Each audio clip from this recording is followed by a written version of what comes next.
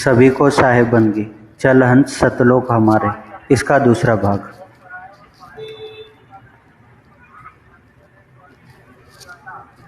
पिछले भाग में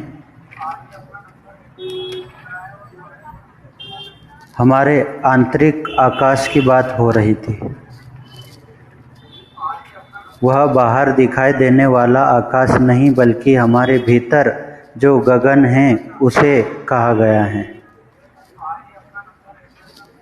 यहाँ काल जीव को जलाकर कोयला करता है, फिर से वह जन्म मरण के चक्र में गोता खाता है।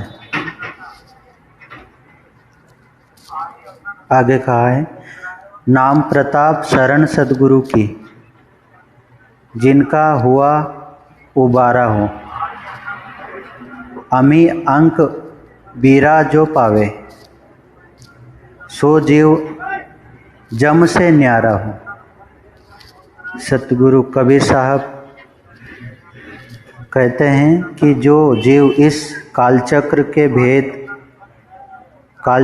को भेद कर सद्गुरु की शरण में जाता है, वह उस नाम प्रताप से उबरता है। इसलिए यदि हमें आवागमन के चक्र से छुटकारा पाना है तो सद्गुरु की शरण में जाना ही होगा, जिसके द्वारा हमें नाम नियक्षर तक पहुँचने का मार्ग मिलता है। और इस मार्ग पर चलकर जो नाम नियक्षर तक पहुँचता है वह जीव मुक्त हो जाता है। जो जीव वहाँ पहुँचता है वह उस अमृत तुल्य अनुभव का आनंद उठाता है। जो जीव वहाँ तक पहुँचता है वह उस अमृत तुल्य अनुभव का आनंद उठाता है। इस अनुभव को बीरा यानी बीड़ा कहा गया है, अर्थात जो जीव सत्पुरुष के दरबार में पहुंचकर मान का बड़ा बीड़ा पाता है वह काल के अधिकार क्षेत्र से बाहर हो जाता है। काल उसे रोक पाने में असमर्थ है, क्योंकि वह सतलोक की गम यानी भेद नहीं जानता और जीव काल के राज्य से बाहर होने की वजह से उसका आवागमन काल की मर्जी से नहीं होता।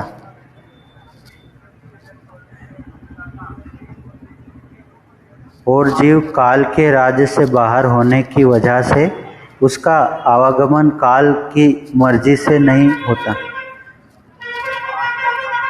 आगे कहा है, 9 स्थान 10 मुकाम जहवा पुरुष हमारा हो, सार शब्द रूप सब ही में आवे, निगम ना पावे पारा हो। हमारे संपूर्ण शरीर में 9 स्थान और 10 मुकाम पर सत्पुरुष का वास है और उसी सत्पुरुष ने हमारा यह शरीर 5 तत्व और 3 गुणों की सहायता से बुनकर सक्षम किया है। दुर्भाग्य की बात यह है कि हम सत्पुरुष के इन ठिकानों को नहीं जानते। इसलिए हमारा निर्माता कौन है यह बात हम भूल गए हैं। काल ने हमें यहाँ आने पर सच्चे परमात्मा को छुपाकर स्वयं को परमात्मा के रूप में पेश किया है। इसलिए हम अज्ञानवश किसी न किसी देहधारी को ही परमात्मा मानकर पूजते रहते हैं। इसके पूर्व जो भी शरीरधारी अवतार लेकर आए हैं उसी को परमात्मा का अवतार समझकर उसके गुजर जाने के पश्चात उसी की मूर्ति या प्रतिमा को परमात्मा मानकर हम पूजते रहते हैं। पंडित लोग ने ऐसे कोई देवी देवता हमारे लिए मन घड़त कथा रच कर बनाए हैं और यह आज तक उसी भ्रम में बहते जा रहे हैं। पंडित लोगों ने ऐसे कोई देवी देवता हमारे लिए मन घड़त कथा रचकर बनाए हैं और हम आज तक उसी भ्रम में बहते जा रहे हैं और उन्हीं को पूज रहे हैं। हमें यहाँ पर एक बात याद रखनी होगी कि सत्पुरुष का मुकाम जिसने ठिकानों पर बताए हैं उनमें से हम केवल एक ही ठिकाने पर उन्हें देख सकते हैं। वह परमात्मा सभी जीव जंतुओं के साथ हैं, क्योंकि कोई भी जीव उसके बिना नहीं है। लेकिन दुर्भाग्यवश हम यहाँ आने पर इसी को भूल जाते हैं और सही मार्गदर्शन के अभाव में वहाँ तक पहुँचने का मार्ग हमें नहीं मिलता। यही कारण है कि हम इस भवसागर से निकलने की निगम नहीं जानते और आवागमन के चक्र में बार बार उलझते जाते हैं। जिस भाग्यशाली जीव को सद्गुरु द्वारा भवसागर का पार करने की गम मिल जाती हैं वह सत्पुरुष तक पहुंच सकता है। इसके लिए उसे स्वयं को उस लायक बनाना होगा। सतगुरु कबीर साहब कहते हैं,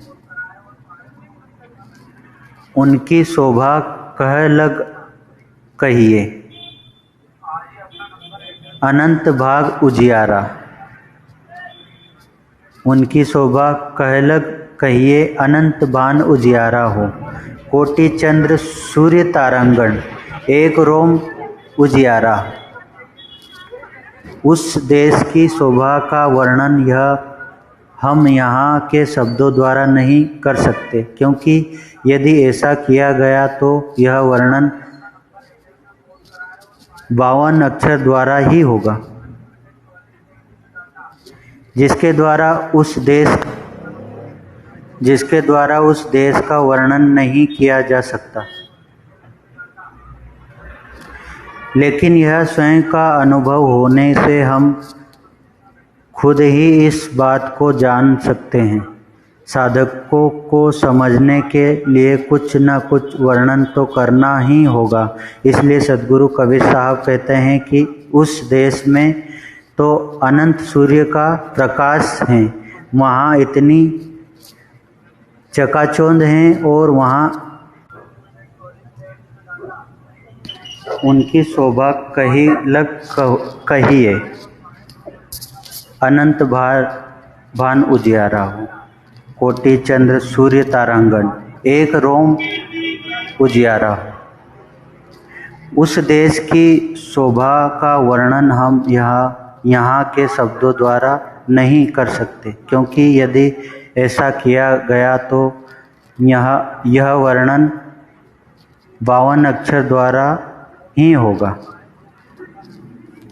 जिसके द्वारा उस देश का वर्णन नहीं किया जा सकता।